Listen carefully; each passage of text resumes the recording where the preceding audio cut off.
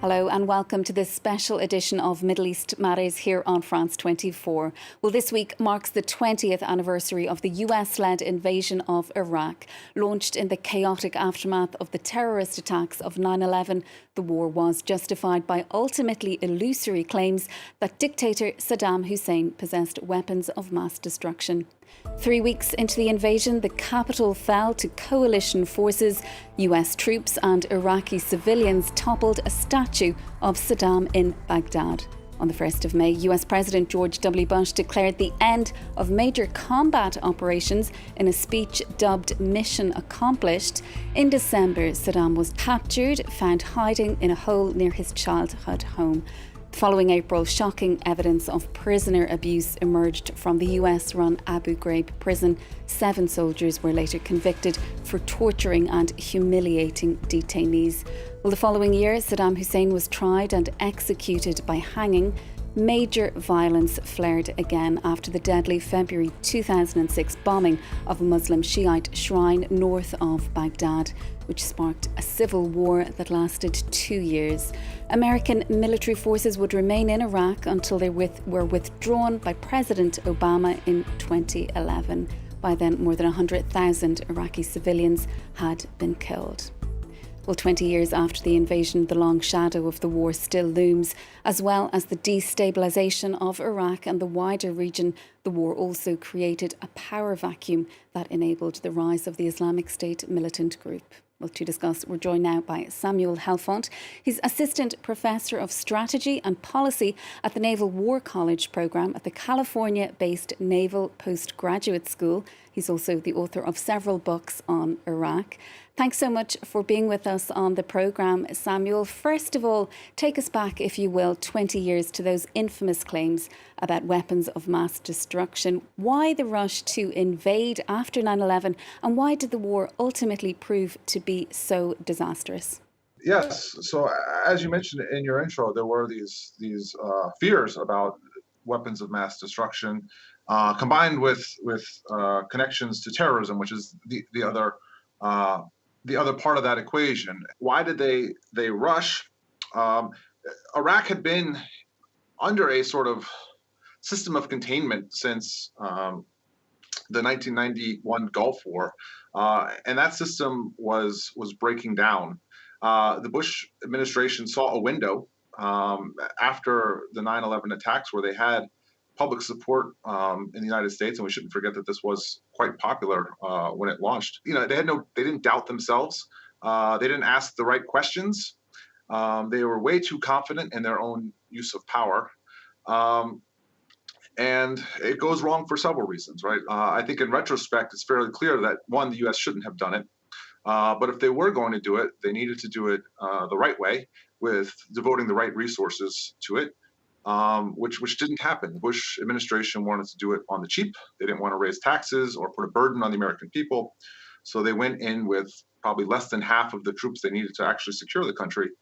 So you have a disastrous policy decision followed by an even worse strategy, which just led to the chaos that we saw over the last 20 years now in Iraq.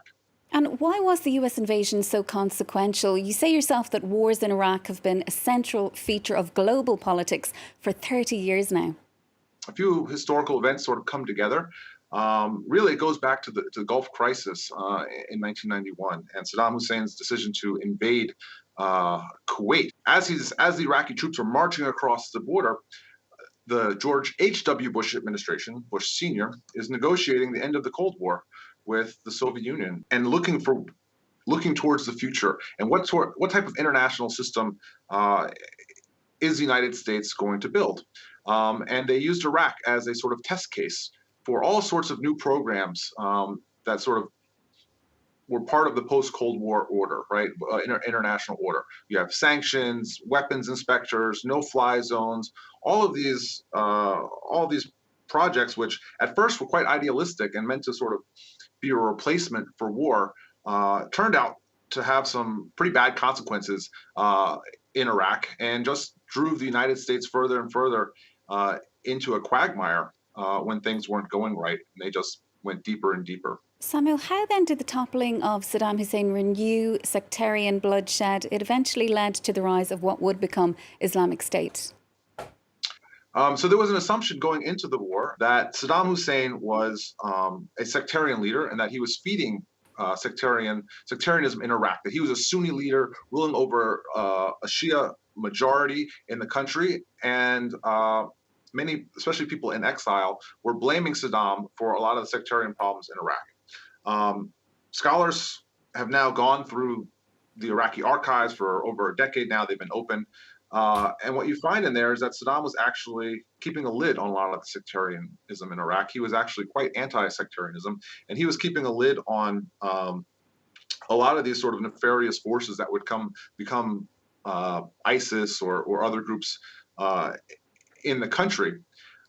When the U.S. went in, it cut the head off the snake, thinking that that was the problem. But they didn't realize that it was actually Saddam's regime that was keeping things under control in Iraq. So what you have is just an explosion that comes out of this void left by the absence of the regime, and the U.S. with nothing there to replace it. Well, 2 decades on, the agonising wait to bury their dead continues for families whose relatives were murdered and disappeared under the dictatorship of Saddam Hussein. Efforts are still ongoing to exhume and identify the victims of various massacres, a monumental task in a country with one of the highest numbers of missing persons in the world. Nicholas Rushworth has more. 20 years on, many Iraqis, relatives of people killed or who disappeared during Saddam Hussein's rule, are still waiting for answers. Among them, Hassan Mohammed. His brother was shot dead and dumped in a mass grave. He himself survived execution. They were among a group rounded up as Hussein's troops crushed a mainly Shiite uprising at the end of the 1991 Gulf War. They brought us here in open trucks. There were more than 50 people. 2 others were brought with me. We were taken to the pit. When I reached the edge, I saw a pair of legs, my brother's legs. He had fallen inside. Nobody can describe such moments. He led a team to the site of the mass grave in 2013. Dozens of bodies were exhumed and identified, but not his brother's. Iraq's Martyrs Foundation, a government body involved in identifying victims and compensating relatives, says over 260 mass graves have been unearthed so far. Dozens are still closed. More than 250,000 missing persons are officially registered with the government. The numbers we physically received of bodies, which were exhumed and examined, is more than 4,000. The Health Ministry's Mass Grave Department has identified and matched DNA samples of around 2,000 individuals. Aside lack of resources, the work is slowed down by the priority given to investigating more recent massacres committed by Islamic State militants. One disappearance that remains unexplained took place in Saklawiya near Fallujah in 2016, where Shiite militiamen reportedly seeking vengeance against Islamic State rounded up Sunnis. Local women have searched for their husbands, fathers and sons for years. We searched for them on government databases. We went to court and searched their computers. They said they searched all the prisons. There's no trace of them. Ikras Talal is seeking to have her husband officially recognized as a martyr so she can claim a small pension. In all, 14 of her male relatives disappeared. Samuel Helfont is still with us. Samuel, talk to us a little bit about Islamic State, the militant group. It's much diminished, but it hasn't gone away. What is its current presence in Iraq, and what threat does it still pose? It's there. It's underground. It's hard to say. It's really in the shadows, which is why there is still an American troop presence there. It's certainly active, and if the pressure comes off of the Islamic State, I'm sure we would see it back again. So Samuel, how did the invasion of Iraq, if we go back, how did that impact Western defence policy since? Can we draw a clear line, for example, with the Western decision not to punish the Syrian regime for using chemical weapons against its own population, or even for Vladimir Putin's decision to invade Ukraine? I don't think you can draw a clear line. It's a sort of constellation of events where the U.S. and the Western countries, Western Europe, made a number of mistakes over a period of a couple decades, and just didn't look like they were a competent deterrence. And so after decades of conflict, civil war, sectarian bloodshed in Iraq, it remains deeply scarred. It's also been battered by a range of other challenges, from devastated infrastructure, daily power outages, water scarcity. What now for Iraq? The future for Iraq is really up in the air. There is a ton of potential there. They have oil. They have a nascent democracy. The problem that they're going to have to face is getting past a lot of really entrenched internal corruption domestically, and finding some geopolitical stability. It's caught between several actors in the Middle East: the United States, Iran, Turkey. But I never lose hope. I'm always hopeful that there will be something better in the future. Finally, Samuel, another unintended consequence perhaps of the US invasion, a huge rise in the influence of Iran. It now wields a lot of power in Iraq and also regionally. Yes, that's right. I mean, a number of people have said the great irony of the Iraq War is, after all the bloodshed, after everything that the US put in, after all the loss of Iraqi lives as well, it was the United States' great nemesis, Iran, which benefited the most from the Iraq War. And that's going to continue to be a problem, not just for the United States, but for Iraq as well. OK, we will leave it there, Samuel, but thank you so much for your time on the programme. That's Samuel Helfont, Assistant Professor of Strategy and Policy at the Naval Postgraduate School. Thank you. Well, that's it for this edition of Middle East Matters here on France 24. Do stay with us for more world news.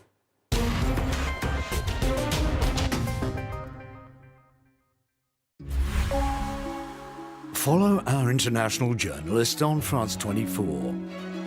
Douglas Herbert, Angela Diffley, Robert Parsons, Philip Turle, and Armand Georgian.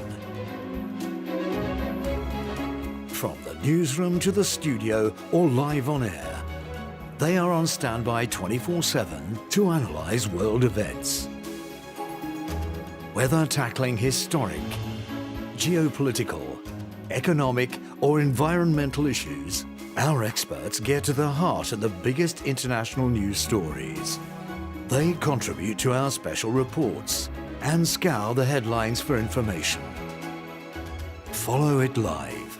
Follow the news. Follow France 24. Liberté, égalité, actualité. Your needs are changing, and so is France24.com. With articles, reports, the latest international news, all our programmes available on replay, together with live broadcasting 24/7.